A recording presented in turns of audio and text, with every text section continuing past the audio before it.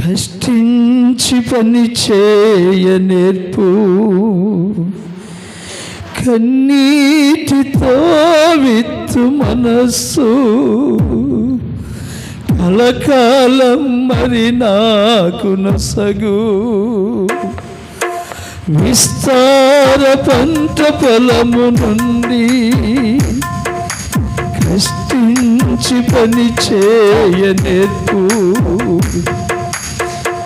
నీటితో విత్తు మనస్సు,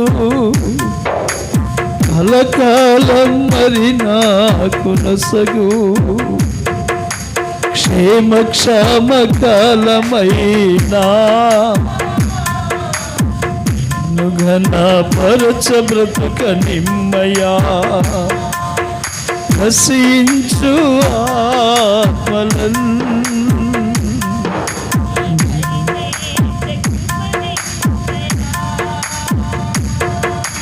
క్షేమ కాలమైనా ఘన పరచ బ్రతుక నిమ్మయా, నశించు ఆత్మలలో చేర్చ కృప నిమ్మయా. ఇదిగో దేవా నా జీవితం, ఆపాదమస్తకం నీకంకితం. ఇదిగో దేవా నా జీవితం, ఆపాదమస్తకం నీకంకితం. శరణో నీ శరణో, శరణో నీ శరణో, శరణో నీ శరణో, శరణో నీ శరణో. ఇదిగో దేవా నా జీవితం, ఆపాదమస్తకం నీకంకితం. ఆమేన్. చేరి వచ్చిన మీ అందరికీ, ఆహ్వానించినటువంటి దైవజనులకు, నాతో వచ్చినటువంటి దైవజనులకు, అమ్మగారికి అందరికీ హృదయపూర్వక వందనాలు తెలియదు. దేవునికి మహిమ కలుగును గాక. హల్లెలూయా. మన రెండు చేతులు దేవునికి చూపిద్దామా? హల్లెలూయా. మంచిది.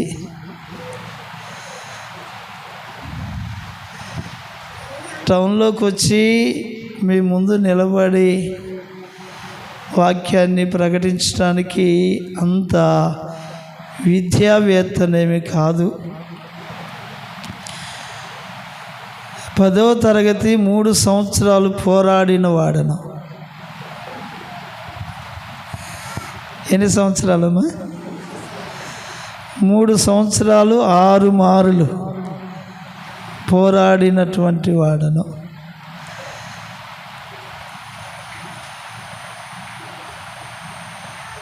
ఒక పాట ఉంది కదా, రాజబాబు గారు రాసినటువంటి పాట, 10th క్లాసు ఎటు కాకపోయినోడా. అది అలాంటి స్థితిలో ఉండగా దేవుడు అమ్మగారి యొక్క అయ్యగారి ప్రార్థన ద్వారా నన్ను పట్టుకున్నారు.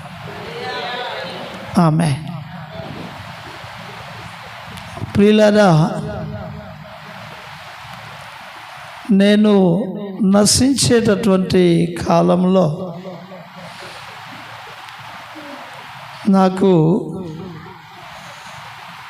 నాలుగు పూత, నోటి పూత, పేగు పూత, కడుపులో మంట. అలాంటి పరిస్థితుల్లో ఉండగా నేను దేవుణ్ణి వెతుకుతూ ఉన్నాను. నాకు ఎన్ని మందులు వాడినా స్వస్థత లేదు. స్వస్థత కొరకు పోరాడాను. అయితే ఆ సమయంలో మా ఇంటి ప్రక్కనే ఉన్నటువంటి ఒక సహోదరి మణిమాల అనేటటువంటి సహోదరి ద్వారా అయ్యగారు వాళ్ళ ప్రార్థన దగ్గరికి రావటం జరిగింది. వారి ప్రార్థన ద్వారా దేవుడు నన్ను స్వస్థపరిచారు. అంతకుముందు ఎన్ని మందులు వాడినా స్వస్థత లేదు. అమ్మగారి వారి యొక్క ప్రార్థన ద్వారా 5 పైసలు మందు లేకుండా దేవుడు స్వస్థపరిచాడు. ఆమె ఆ తదుపరి మధ్యలో బ్రేక్ వచ్చింది. ఎట్లా అంటే, నేను ఆ టైంలో గుంటూరులో ఉంటున్నాను, చిన్న అక్క వాళ్ళ ఇంటి దగ్గర. అక్కడుంటూ ఆ మణిమాల సిస్టర్ వాళ్ళ బాబాయ్ కొడుకే అక్కడి నుంచి, అబ్బాయి నువ్వు ఎక్కడుంటే ఆరోగ్యం ఇంకా క్షీణించిపోతుంది, నువ్వు రావాలి మన్నెపూడి అని చెప్పేసి తీసుకొచ్చారు. తను తెనాలి చర్చ్ ఆఫ్ క్రైస్ట్కి వెళ్ళేవాడు. తనతో పాటు అక్కడికి వెళుతూ ఉండేవాడిని. అమ్మగారు వాళ్ళ దగ్గర కూడా మధ్యలో వస్తూ ఉండేవాడిని. ఇక్కడేమో హల్లెలూయా అనొచ్చు, స్త్రీలు పాటలు పాడవచ్చు, చప్పట్లు కొట్టవచ్చు, భాషలు మాట్లాడవచ్చు అనేటటువంటి విధానం ఉన్నది. అక్కడేమో హల్లెలూయా అనకూడదు, భాషలు మాట్లాడకూడదు, స్త్రీలు సంఘంలో మౌనంగా ఉండాలి, డ్రమ్ము కూడా కొట్టకూడదు అనేటటువంటి మాటలు అక్కడ వినబడుతున్నాయి. అలాంటి పరిస్థితుల్లో నాకు ఒక ఆలోచన వచ్చింది, జాగ్రత్తగా వినాలి. నాకు ఒక ఆలోచన వచ్చింది, క్రైస్తవుడు ఏ విధంగా జీవించాలి, క్రీస్తును నమ్మినటువంటి వ్యక్తి ఏ విధంగా జీవించాలి అనేటటువంటి ఒక ప్రశ్న నన్ను వేధిస్తూ ఉండేది. 10వ తరగతి ఎన్నిసార్లు పోరాడాను అమ్మా? 6 సార్లు. కొడితే 6 కొట్టాలన్నట్టు ఏంది, కొడితే 6 కొట్టాలి, నేను కూడా 6ఏ.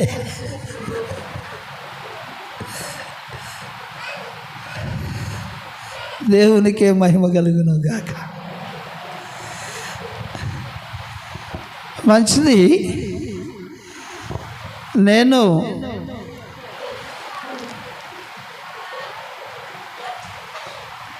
అదే ప్రశ్నతో ఉండేటటువంటి క్రమంలో అమ్మగారు అయ్యగారు వారిరువురు కూడా పాములపాడు అబ్రహాం గారు వాళ్ళ కుటుంబం కొరకు ప్రార్థన చేస్తున్నారని చెప్పారు. వారి కుటుంబం కొరకు ప్రార్థన చేస్తూ ఉంటే ప్రభువు నన్ను చూపిస్తూ ఉన్నారట దర్శనంలో. ప్రభువా, మేము ఒక కుటుంబం కొరకు ప్రార్థన చేస్తుంటే ఈ బ్రదర్ను చూపిస్తున్నారయ్యా, ఏంటని చెప్పేసి అంటే, ఇతడు సమస్యల్లో ఉన్నాడు, ఇతని కొరకు ప్రార్థించండి అని ప్రభువు తెలియపరిచారు. ఆ తదుపరి అయ్యగారు నా దగ్గరకు వచ్చి నన్ను కలిసి, అయ్యా మేము ఇట్లా ఒక కుటుంబం కొరకు ప్రార్థన చేస్తుంటే ప్రభు మిమ్మల్ని చూపించారు. ఏంటి ప్రభు అంటే, సమస్యలో ఉన్నామని తెలియపరిచారయ్యా అన్నారు. ఏ సమస్యలు? కుటుంబ సమస్యలు కాదండి. ఏంటి? పిల్లల సమస్యలు కాదు. అప్పటికి నాకు వివాహం కాలేదు. క్రైస్తవుడు ఏ విధంగా జీవించాలి, క్రీస్తును ఎరిగినటువంటి వ్యక్తి ఏ విధంగా నడుచుకోవాలి, అది నాలో ఉన్నటువంటి ప్రశ్న, నాకున్నటువంటి సమస్య. ఏంటంటే, కొంతమంది భాషలు మాట్లాడవచ్చు అంటున్నారు, కొంతమంది మాట్లాడకూడదు అంటున్నారు, కొంతమంది హల్లెలూయా చెప్పొచ్చు అంటున్నారు, కొంతమంది చెప్పకూడదు అంటున్నారు, కొంతమంది స్త్రీలు సంఘంలో మౌనంగా ఉండాలి అంటున్నారు, కొంతమంది ఏమో ఉండకూడదు అంటున్నారు. కొంతమంది ఆర్కెస్ట్రా ఇన్స్ట్రుమెంట్స్, డ్రమ్ము ఇవి వాయించకూడదు అంటున్నారు. కొంతమంది వాయించవచ్చు అంటున్నారు. అసలు ఏంటి? ఎవరన్నా ఎదురయ్యారా ఇలాంటి ప్రశ్నలు? ఎదురయ్యారా? ఎవరు ఎదురయ్యి ఉండరు, నేను తప్పక.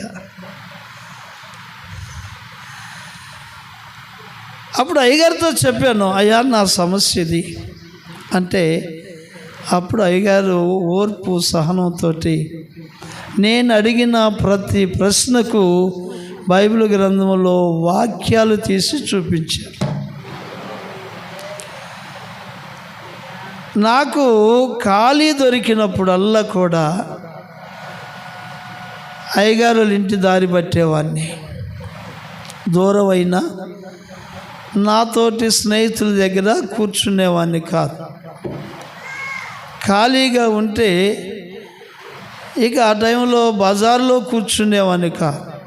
అమ్మా యవనస్తులు,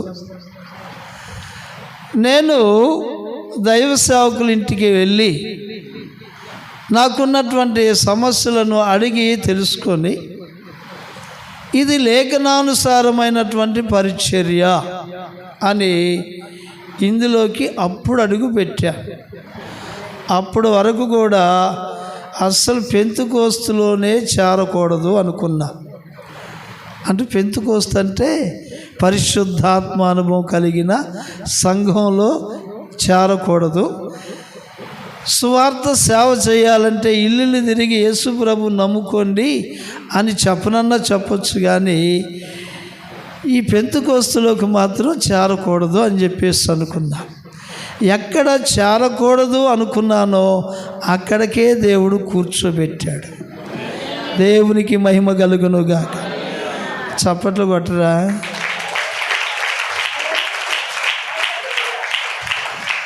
నేను వచ్చేటప్పుడు చప్పట్లు కాదు, ఇప్పుడు నేను కొట్టమన్నప్పుడు కొట్టాను. నాకెందుకు చప్పట్లు? దేవునికి మహిమ కలుగునుగాక. హల్లెలూయా. ఆ విధంగా నేను వెళుతున్నటువంటి నామకార్థపు క్రైస్తవ సంఘంలో నుంచి బయటకు వచ్చి అక్కడి నుంచి నేను అమ్మగారు లేక పరిచర్యలో ముందుకు సాగటం జరిగింది. కొంతమంది పెద్దలు ఏమన్నారంటే, అబ్బాయి ఈ సంఘం పూర్వం నుంచి ఉంది, ఈ పెంతుకోస్తు ఇప్పుడు వచ్చింది, ఇప్పుడు వచ్చిన దానికి వెళ్తున్నావు, పూర్వం నుంచి ఉంది ఇది అని చెప్పేసి దాని యొక్క శ్రేష్టను గురించి చెప్పారు. ఒక ఆయన అయితే కొమ్ములు ముందా చెవులు ముందురా అన్నారు. మీకేం తెలుసు, మీరు టౌన్లో ఉన్నారు కాబట్టి గేదెల పరిస్థితి మీకు తెలియదేమో. కొమ్ములు ముందా చెవులు ముందా కొంతమందికి తెలిసి ఉండొచ్చు. అమ్మా ఏయి ముందు? చెవులే ముందు. కరెక్ట్. నేను అన్నాను చెవులే ముందు, కానీ వెనకమాల వచ్చిన కొమ్ములే గట్టిగా ఉంటాయి. కొట్టండి మరి. ఆమేన్. వెనకమాల వచ్చిన పెంతుకోస్తులు గట్టోళ్ళు, పోరాడగలిగిన వారు, అవసరమైతే రాత్రంతా పోరాడగలుగుతారు. అపవాది మీద, శాతవరి శక్తుల మీద పోరాడగలిగినటువంటి వారు. అది ఎలాంటి పోరాటం అంటే, మండిపూడి గ్రామంలో కాలనీలో గవర్నమెంట్ కట్టిన ఇల్లు ఉండేది. ఆ ఇంటోళ్ళు పొగాకు సీజన్కు ఇక్కడికి వెళ్ళినప్పుడు మొత్తానికి ఆ ఇంట్లో పుట్ట పెట్టింది.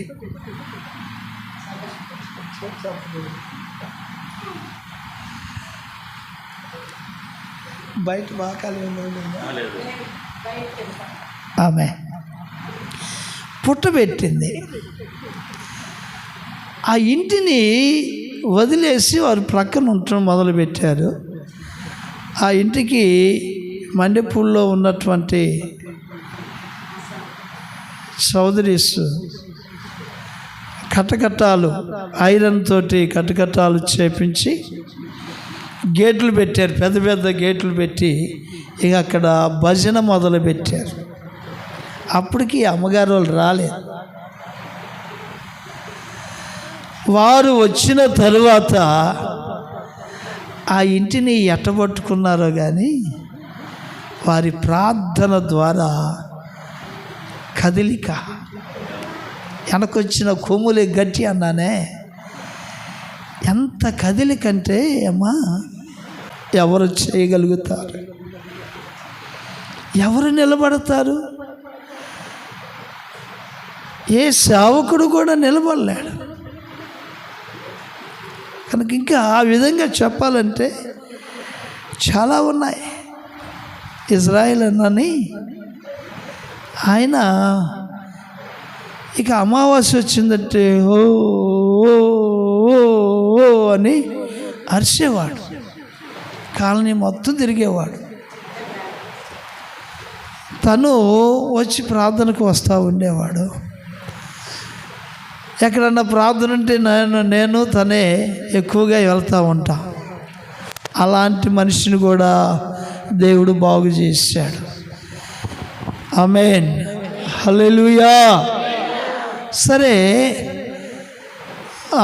అమ్మగారు ఒకసారి అన్నారు, రెండో ఆదివారం ఒకసారి వస్తే బాగుంటుందయ్యా, ఎందుకంటే జరిగిపోయిన సంగతులను చెప్పడానికి ఇంకెవరున్నారు అనేటటువంటి ప్రశ్న నాలోనికి వచ్చింది అని ఒకసారి అన్నారు. నాకు గుర్తుంది, ప్రార్థన చేస్తున్నాను, అవకాశం ఉంటే రావటానికి ప్రయత్నం చేస్తాను. పరిశుద్ధ గ్రంథంలో నుంచి రోమీయులకు రాసిన పత్రిక